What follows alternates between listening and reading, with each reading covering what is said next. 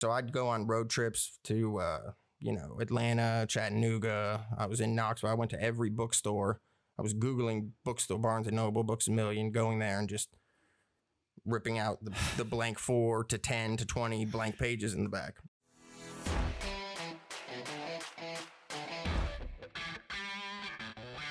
Hey, this is Matt Cox, and I'm going to be interviewing Jeff Turner. Jeff Turner is a counterfeiter fresh out of federal prison. And check this out. Bro, so you're from what? From Tennessee?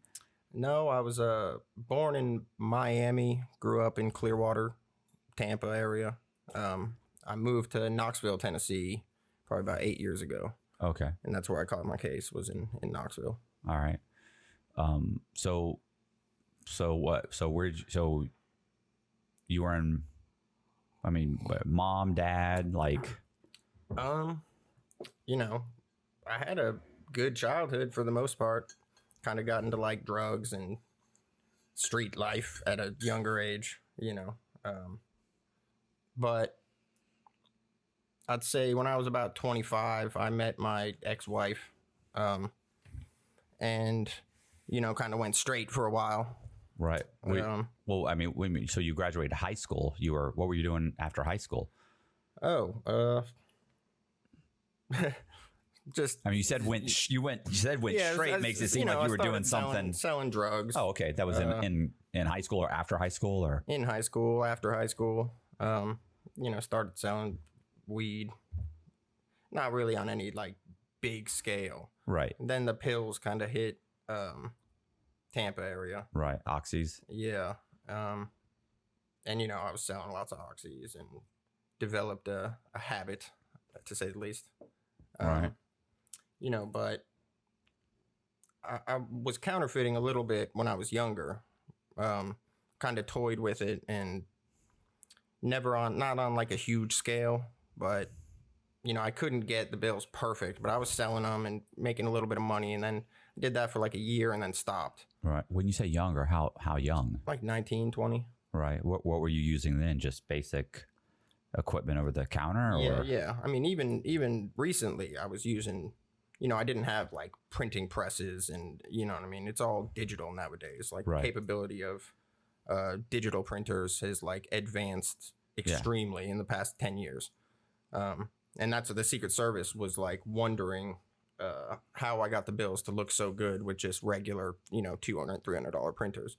But I'm a graphic designer, so a lot of it has to do with like breaking the images down and sharpening them. Right. Hi, my name is Juan Sanchez, and you know me from Matthew Cox podcast. I'm reaching out to you right now so you can go to his Patreon account and sponsor one of his 3 tiers he has. The first tier will give you a thank you text from him. The second tier will give you access to all of his videos, including the ones that I'm in, full length. The third tier includes all of that, plus one of these wonderful collectible paintings. Listen, I know there is hungry children in Africa.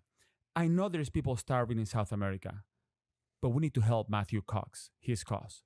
Please support him, go to Patreon, and help him help me help you.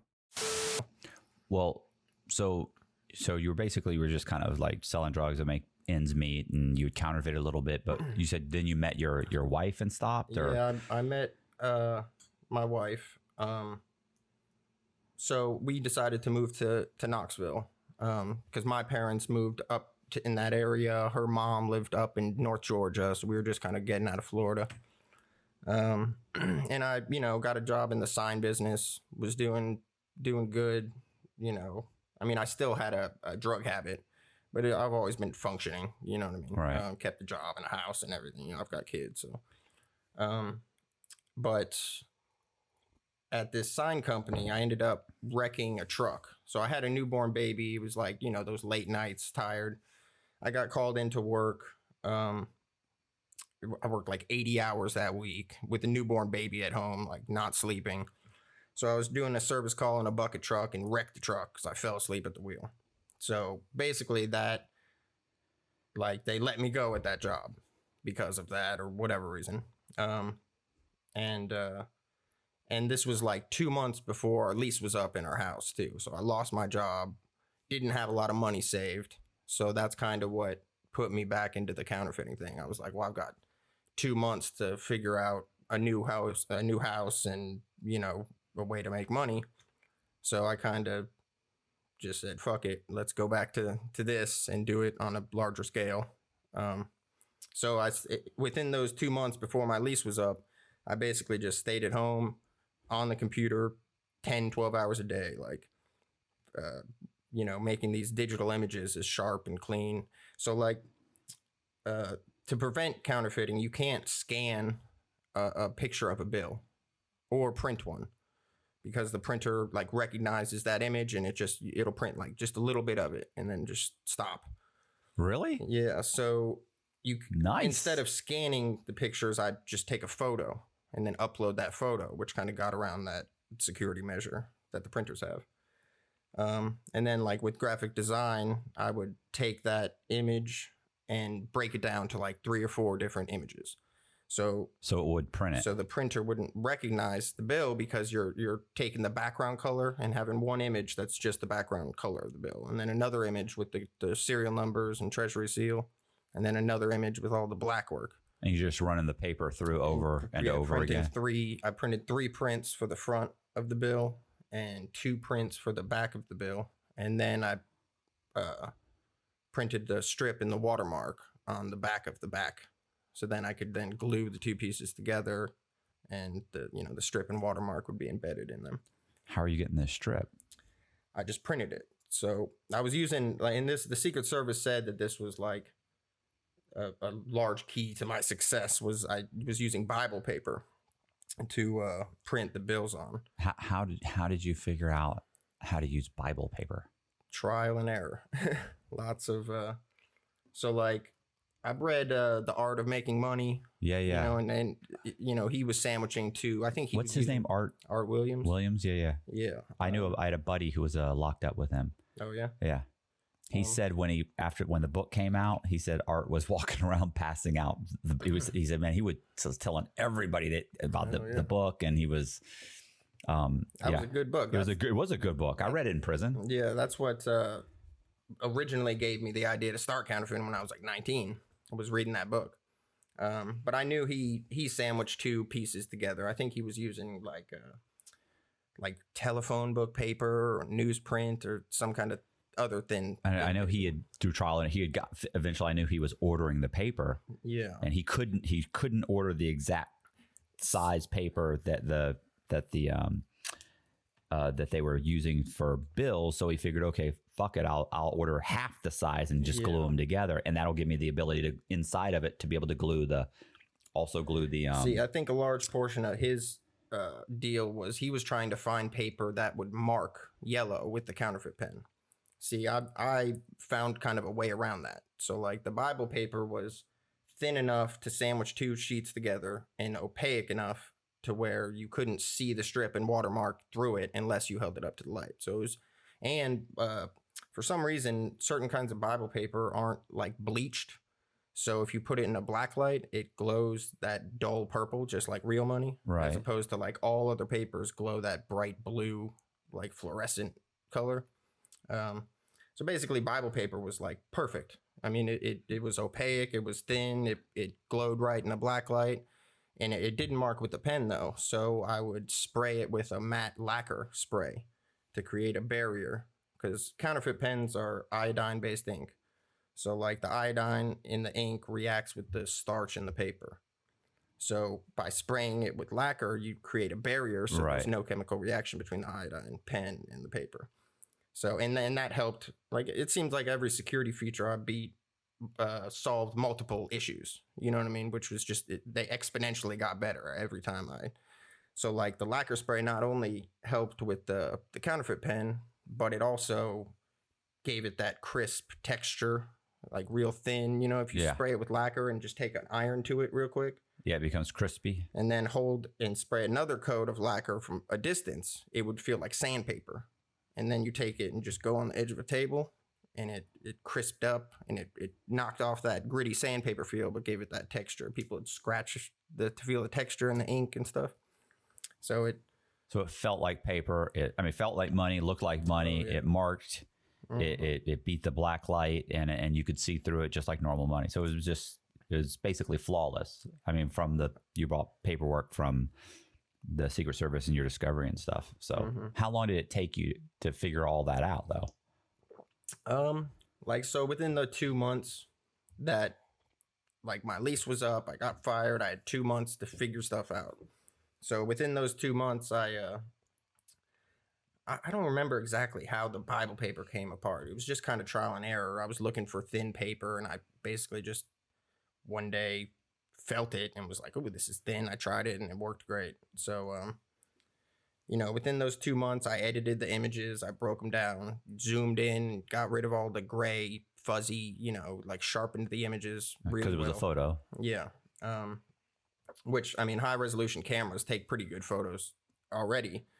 But so like each print has to be color matched. If you just print like the picture of $100 bill, the colors will be off, because in order to get the green on the treasury seal and serial numbers correct, the background color will be off, right? And vice versa. Yeah, cool, because it's printed on paper that's slightly colored and has fibers and all the other stuff, right? Yeah, so you're trying like the paper. I believe they use like just dyed paper, but I'm printing the background color, so you got to match that to money. You know what I mean? Right.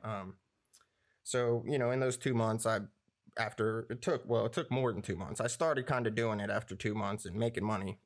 A buddy of mine that worked at the sign company with me, so one of my buddies called me and was like, because like I said, I had a drug problem at the time, on top of being broke and no job and having at least $100, $200 a day heroin habit, right? 4 kids, but a buddy of mine called me and was like, if you need any dope, call this dude. I'm not gonna say his name because right. A buddy of mine at the sign company. I knew he sold a little bit of weed, and but I didn't know the extent or anything because we were just working together. So he got fired from the sign company. I got fired. So I called him one day and went over to his house to get some stuff, and he was way bigger of a drug dealer than I thought. You know what I mean? Like he was dealing in multiple,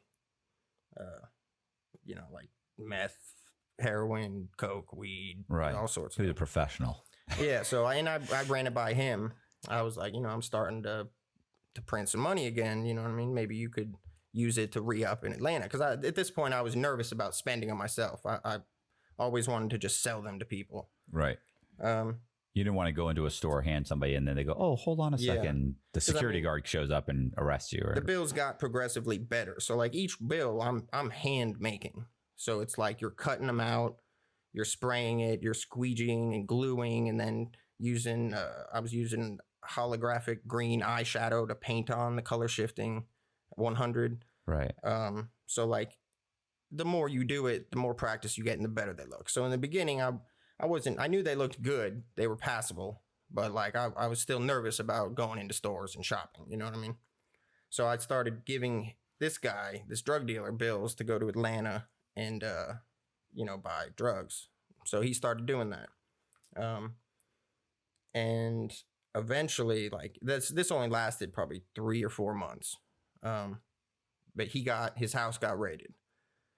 So if you're giving him 10,000 or 5,000, I don't know how much you're giving him to buy the drugs. If you're giving him 10,000, like what percentage of actual money are you getting in return for that? About 20% usually. Okay. So he was a friend of mine. So if he was $5,000 short on re-upping, I may just give it to him.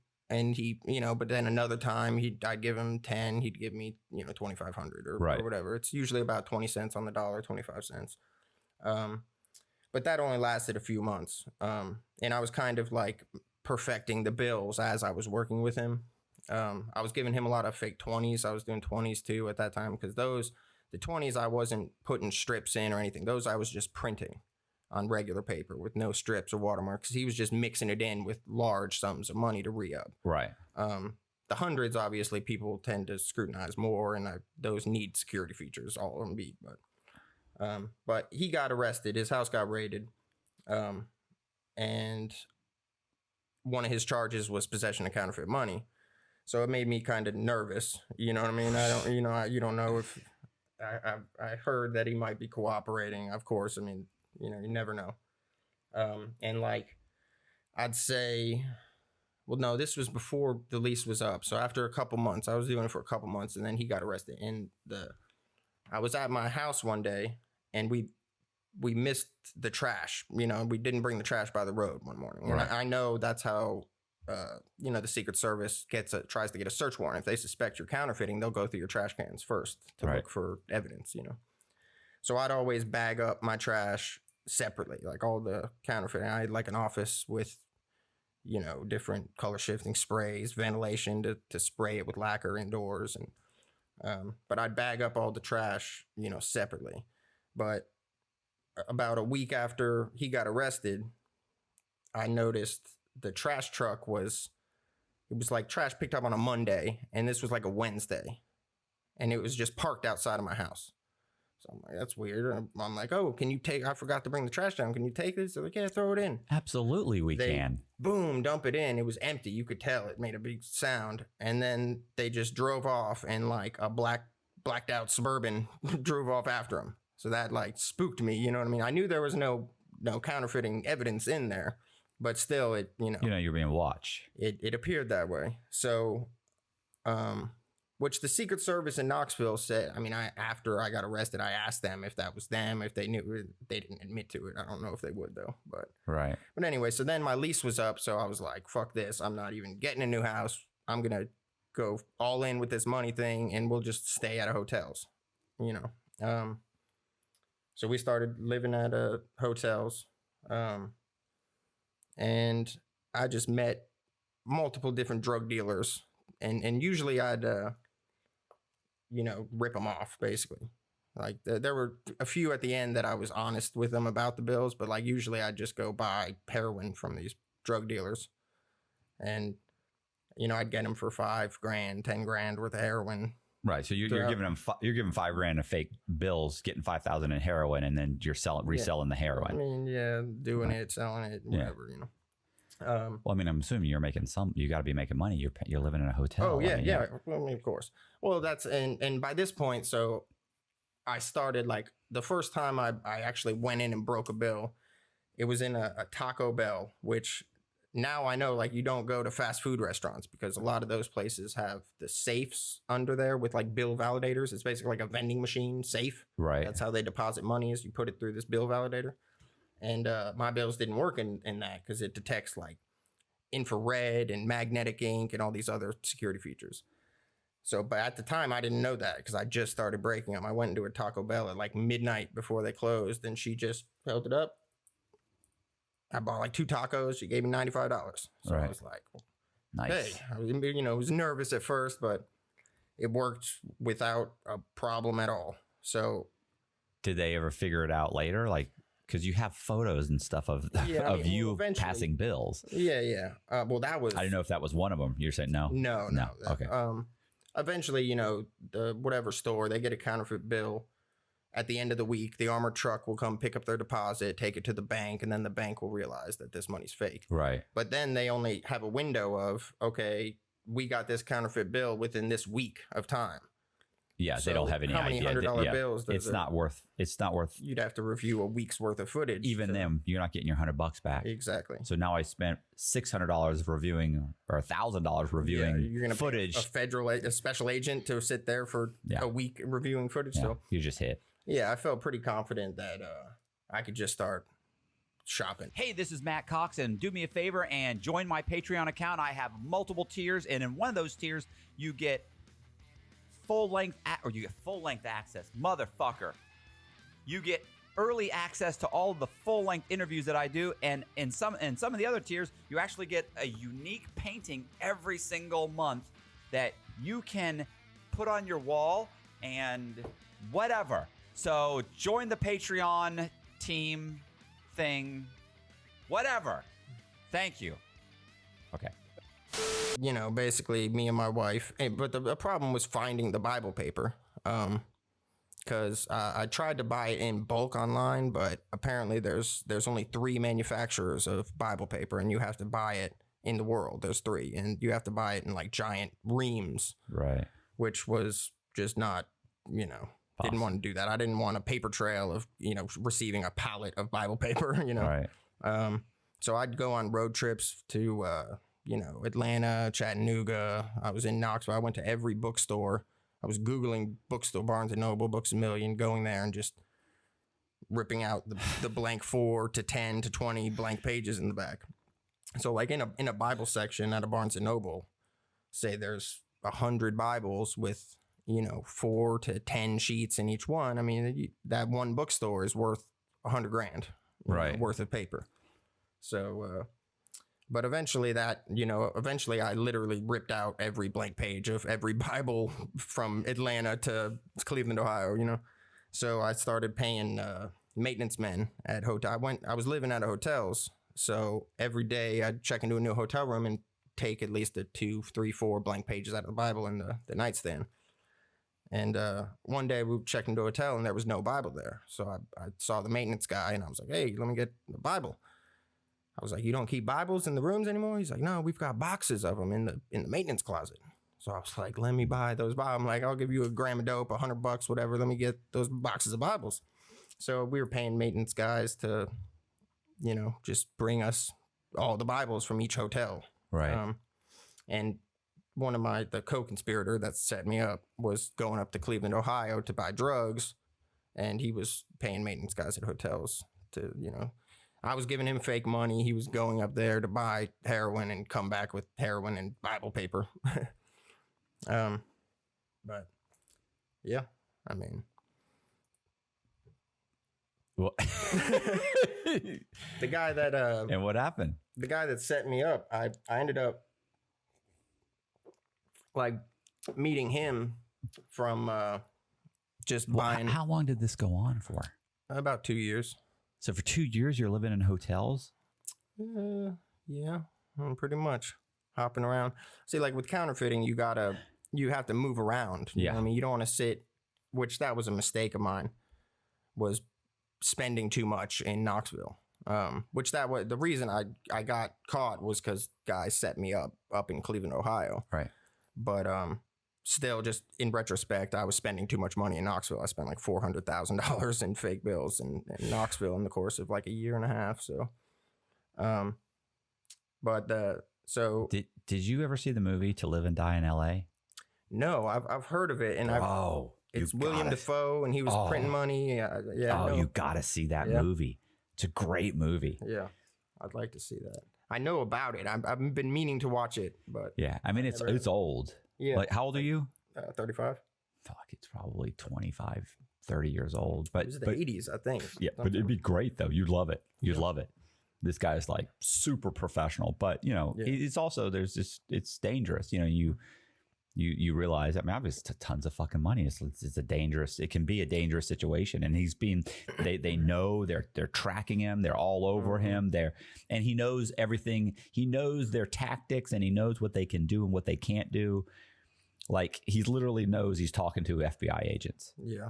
Or are they secret? I think they have. Back then it was FBI. Well, no, the Secret Service always did counterfeit. Always been counterfeit, but it's still and the thing, I think they're FBI, but regardless, only because people don't realize Secret Service. I have people, when I get arrested, they're like, Secret Service, Cox is lying. He wasn't arrested by the Secret Service. They only protect the president, or and U.S. money, and they wouldn't be after him. He's lying. It's like, motherfucker, you don't know what you're fucking talking about. Secret Service took over like all financial crimes, right?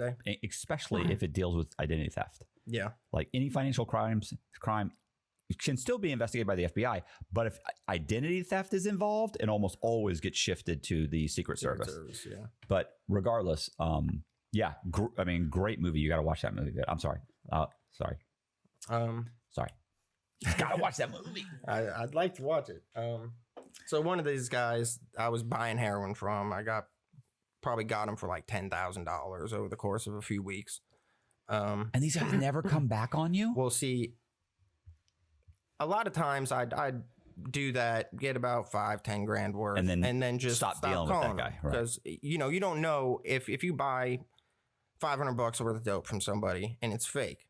You call them the next day to buy $500 more, you know, you don't know. Some of these guys might have found out and are fucking pissed and trying to set you up. Yeah, that you show up and they got a gun. So you really have to be able to read people over the phone and kind of, you know, but eventually when people did find out, they weren't even mad because they were, you know, they'd hold them up. These drug dealers would think they were real, and then they'd go re-up with it or go shopping and spend them, and they always worked. So even when they found out, like, oh, these bills were fake, you've been giving me nothing but fake bills, like, they'd laugh because they didn't lose any money, you know what I mean? They'd be like, this white boy just got me for 10 grand, like, what power to you, you know what I mean?